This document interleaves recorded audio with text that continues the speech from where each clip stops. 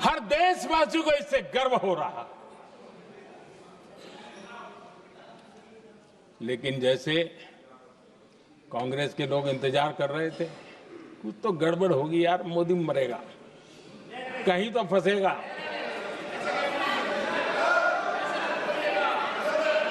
पाकिस्तान ने आदमपुर एयरबेस पर हमले का झूठ फैलाया,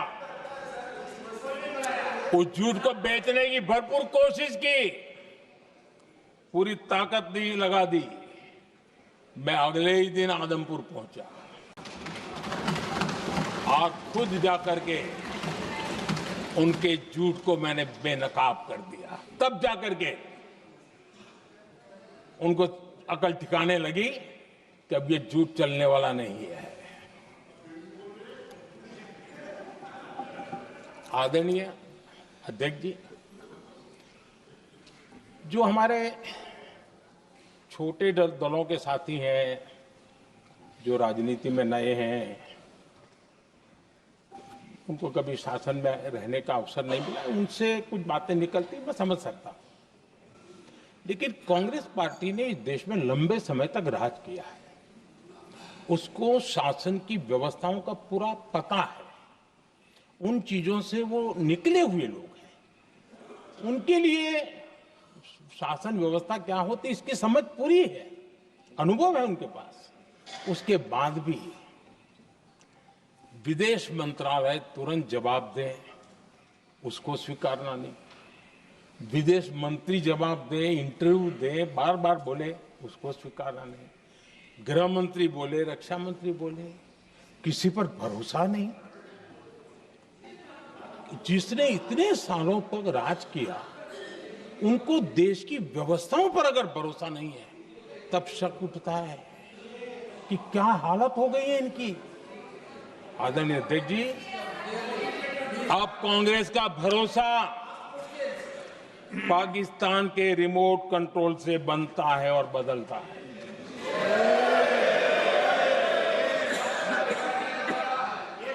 आदरणीय अध्यक्ष जी, एक बिल्कुल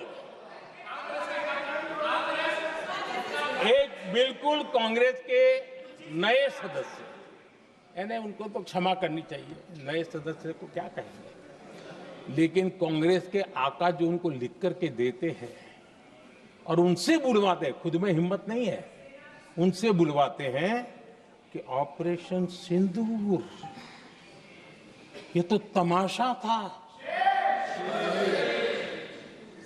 ये आतंकवादियों ने जिन 26 लोगों को मौत के घाट उतारा था ना, उस भयंकर क्रूर घटना पर ये तेजाब छिड़कने वाला पाप है। तमाशा कहते हो? आपकी असहमति हो सकती है, और ये कांग्रेस के नेता बुलवाते हैं।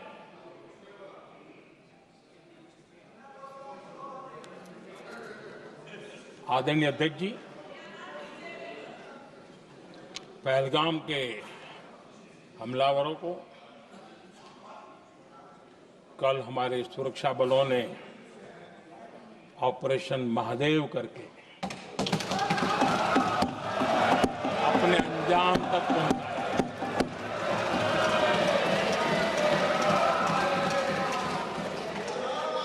लेकिन मैं हैरान हूं, यहां ठहाके लगा के पूछा गया कि आखिर ये कल ही क्यों हुआ।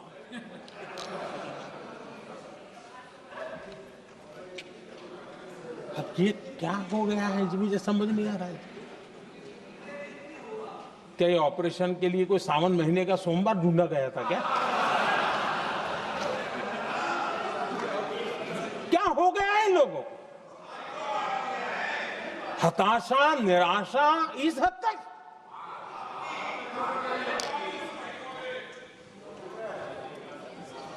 और देखिए मजा, पिछले कई सप्ताह से हाँ ऑपरेशन सिंदूर हो गया तो ठीक है, पहलगाम के आतंकियों का क्या हुआ, पहलगाम के आतंकियों का अब हुआ तो कल क्यों हुआ?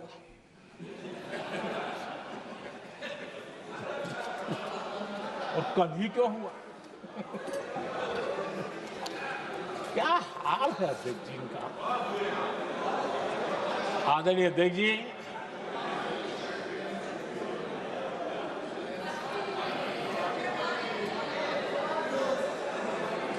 आदरणीय अध्यक्ष जी, शास्त्रों में कहा गया है,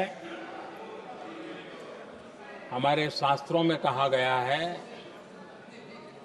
शस्त्रेण रक्षिते राष्ट्रे, शस्त्रेण रक्षिते राष्ट्रे शास्त्र चर्चा प्रवर्तते। अर्थात जब राष्ट्र शस्त्र से सुरक्षित होते हैं तभी वहां शास्त्र की, ज्ञान की चर्चाएं जन्म ले पाती है। जब सीमा पर सेनाएं मजबूत होती है तभी लोकतंत्र प्रखर होता है। आदरणीय अध्यक्ष जी, ऑपरेशन सिंदूर बीते दशक में भारत की सेना के सशक्तिकरण का एक साक्षात प्रमाण है। ऐसे ही नहीं हुआ है। कांग्रेस के शासन के दौरान सेनाओं को आत्मनिर्भर बनाने के संबंध में सोचा तक नहीं जाता था। आज भी आत्मनिर्भर शब्द की मजाक उड़ाई जाती है। वैसे वो महात्मा गांधी से आया हुआ है, लेकिन आज भी मजाक उड़ाई जाती है। हर रक्षा सौदे में कांग्रेस अपने मौके खोजती रहती थी।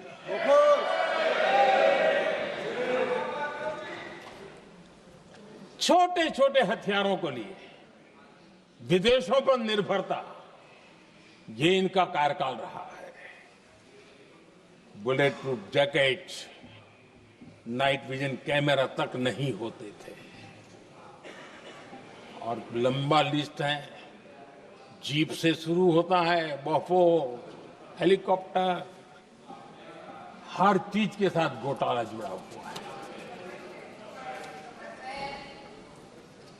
आदरणीय अध्यक्ष जी, हमारी सेनाओं को आधुनिक हथियारों के लिए दशकों तक इंतजार करना पड़ा। आजादी के पहले, और इतिहास गवाह, एक जमाना था जब डिफेंस मैन्युफैक्चरिंग में भारत का आवाज सुनाई देती थी। जिस समय तलवारों से लड़ा जाता था ना, तब भी तलवारें भारत की श्रेष्ठ मानी जाती थी। हम डिफेंस के इक्विपमेंट में आगे थे। लेकिन आजादी के बाद जो एक मजबूत डिफेंस इक्विपमेंट मैन्युफैक्चरिंग का हमारा दायरा था, जो हमारा पूरा इकोसिस्टम था, उसको सोच समझ करके तबाह कर दिया गया, उसको दुर्बल किया गया।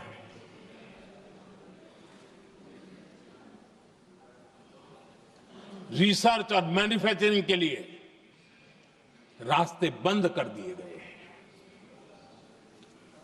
अगर इसी नीति पर हम चलते तो भारत इस 21वीं सदी में ऑपरेशन सिंदूर के संबंध में सोच भी नहीं सकता।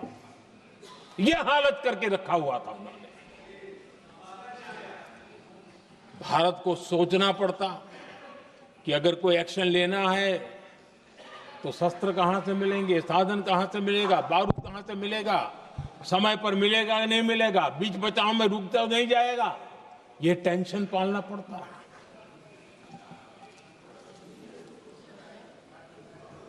आदरणीय अध्यक्ष जी, बीते एक दशक में मेक इन इंडिया हथियार सेना को मिले, उन्होंने इस ऑपरेशन में बहुत निर्णायक भूमिका निभाई।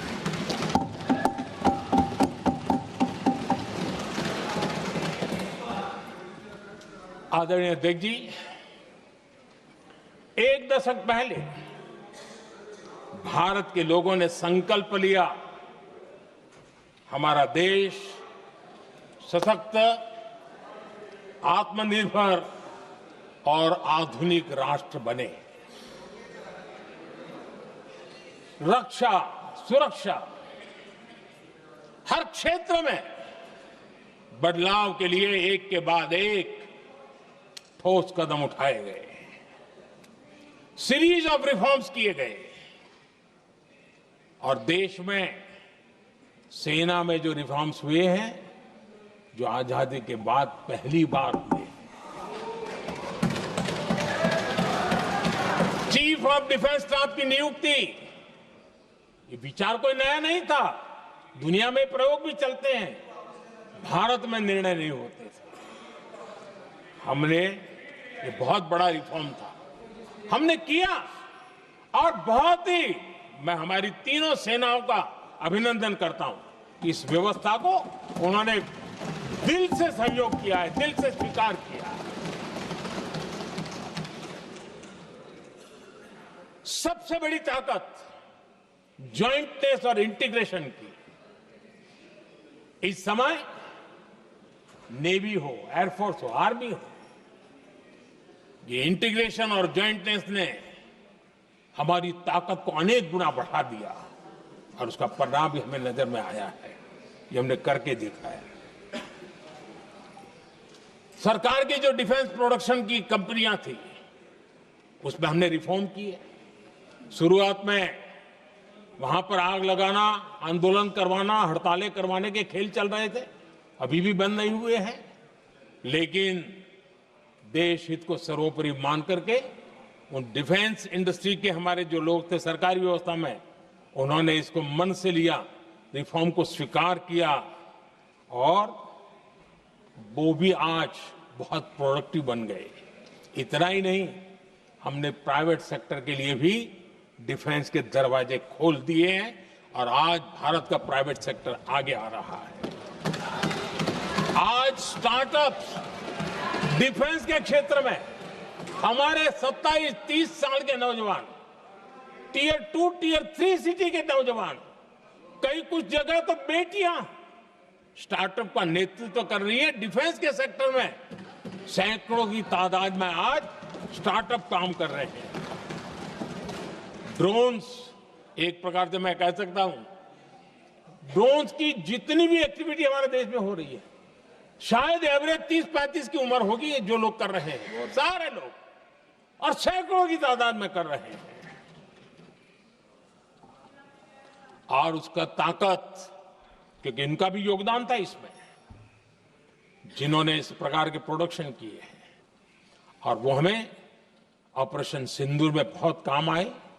मैं उन सबके प्रयासों को बहुत साधुवाद करता हूं और मैं उनको विश्वास दिलाता हूं, आगे बढ़िए, अब देश रुकने वाला नहीं है।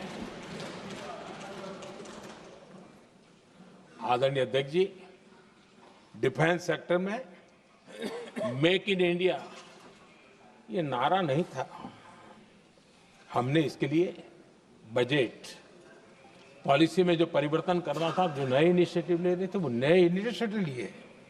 और सबसे बड़ी बात, क्लियर कट विजन के साथ हमने देश में make in India defence sector के अंदर तेज गति से हम आगे बढ़ रहे हैं।